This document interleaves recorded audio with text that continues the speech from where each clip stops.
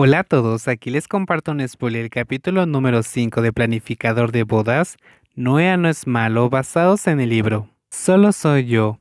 Un apuesto joven de piel blanca sonrió mostrando sus dientes alineados hermosamente con tono juguetón, aunque los ojos estaban grandes y rojos, indicando que había estado llorando desde que había regresado a casa.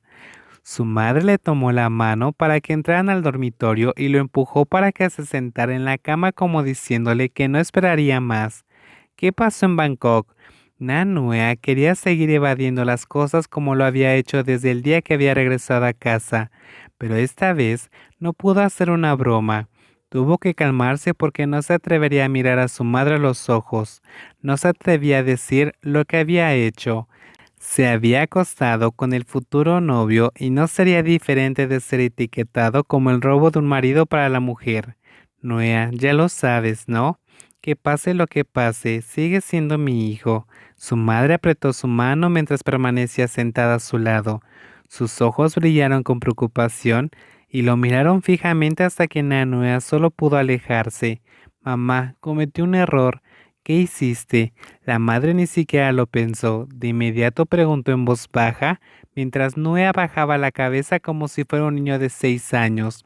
He hecho muchas cosas malas, cometí un gran error. Su madre siempre le había enseñado a ser una buena persona. Si se enteraba de lo que había hecho, ¿cómo se sentiría? Entonces, ¿qué hiciste mal? Puedes decirme. No me atrevo a decirlo. Nanue bajó la cabeza mientras el sol en las afueras estaba comenzando a ocultarse. Parte del cielo se oscureció, ya que su corazón estaba casi vacío y no tenía una luz para encontrar una salida.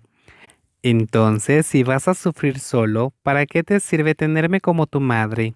Nanue se quedó atónito mientras las lágrimas brotaban. Su corazón se aceleró de manera violenta mientras apretaba fuertemente la mano de su madre.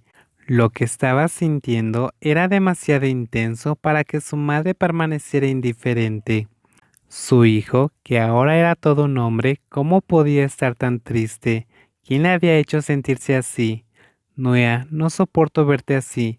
¿Quién te hizo esto? No, él no me hizo nada.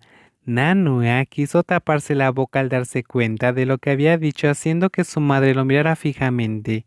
Entonces, ¿qué pasó? La madre ya sabía que estaba sufriendo por culpa de otra persona. Por lo tanto, tuvo que morderse la boca con más fuerza, temeroso de gritar. Él no hizo nada.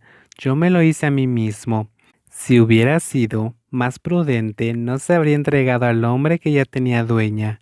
No estaría sufriendo tanto y si esa noche hubiera sido más fuerte, las cosas no habrían ido tan lejos como para que se sintiera tan culpable como para tener que huir.